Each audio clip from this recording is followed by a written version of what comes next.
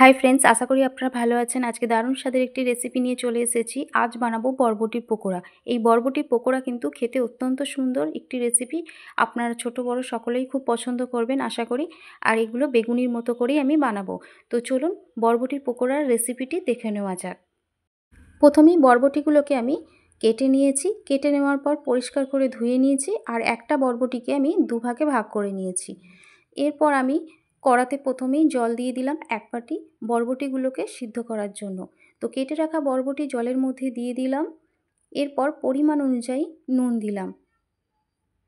নুন দেওয়ার পর বরবটিগুলোকে বেশ ভালো করে জলের সাথে মিশিয়ে নিলাম যাতে নুনটাও জলের সাথে মিশে যায়। এরপর একটা ঢাকনা দিয়ে ঢেকে দিলাম সিদ্ধ হওয়ার জন্য। ততক্ষণে ব্যাটারটা বানিয়ে নেওয়া যাক। তো ব্যাটার বানানোর জন্য প্রথমে এখানে আমি বেসন নিয়েছি 3 থেকে 4 চামচ। তো বেসন নেওয়ার পর পরিমাণ অনুযায়ী নুন দিলাম ও পরিমাণ অনুযায়ী হলুদ দিলাম। পরিমাণ অনুযায়ী লঙ্কার গুঁড়ো দিলাম। এখানে আমি ঝালটা কমই দিয়েছি, আপনারা চাইলে বাড়িয়ে দিতে পারেন ঝালটা। আর দিলাম সামান্য কিছু কালো জিরে। এবার শুকনো উপকরণগুলো বেশ ভালো করে মিশিয়ে নিতে হবে। আপনারা চাইলে বরবটি পকোড়াগুলো মুচমুচে করার জন্য তাহলে কিন্তু একটু চালের গুঁড়ি দিতে পারেন। তো অল্প অল্প জল দিয়ে এবার ব্যাটারটা বানিয়ে নেব। তার জন্য এখানে অল্প অল্প করে আমি প্রথমে জল দিচ্ছি। বেশি জল দিলে কিন্তু পাতলা হয়ে যেতে পারে, তাই জন্য অল্প অল্প জল দিয়ে আমি ব্যাটারটা বানিয়ে নেব। আর এই ব্যাটারটাকে ভালো করে ফাটিয়ে নিতে হবে এভাবে। তো ব্যাটার বানানোর রেডি হয়ে এসেছে। এটা আমি 5 মিনিট এভাবেই রেখে দেবো রেস্টে।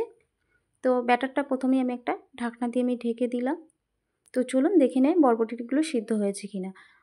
তো এখানে বরবটিগুলো কিন্তু খুব সুন্দরভাবে সিদ্ধ হয়ে এসেছে। এবার এটা তুলে নেব আমি। তো এখানে আমি একটা পাত্রের মধ্যে বরবটিগুলো আমি তুলে নিলাম। এরপর বরবটিগুলোকে ঠান্ডা করে নিতে হবে। তো ওটা ঠান্ডা হওয়ার জন্য আমি রেখে দিলাম। তারপর কড়াতে সর্ষের তেল দিয়ে দিলাম ভাজার জন্য বরবটির পকোড়াগুলোকে। এরপর দেখুন 5 মিনিট পর ফিরে এলাম। বরবটিগুলো খুব সুন্দরভাবে ঠান্ডা হয়ে এসেছে। এবার একটা করে বরবটি নিলাম আর ব্যাটারের মধ্যে ডুবিয়ে ভালোভাবে ব্যাটারটা বরবটির গায়ে লাগিয়ে নিতে হবে। তো দেখুন ঠিক এভাবে ব্যাটারের গোলায় ডুবিয়ে আর গরম তেলের মধ্যে ছেড়ে দিতে হবে। তো এইভাবেই আমি তেলের মধ্যে একে একে বরবটিগুলোকে সবগুলো আমি দিয়ে দেব। তো আরও একটা আমি দিয়ে দিলাম। এইভাবেই বরবটির পকোড়াগুলোকে ভেজে নিতে হবে একটু। তো এখানে আমি মোট 4টে দিয়েছি। এরপর দেখুন এক পিঠ হয়ে যাওয়ার পর অন্য পিঠটাও এভাবে উল্টে দিতে হবে।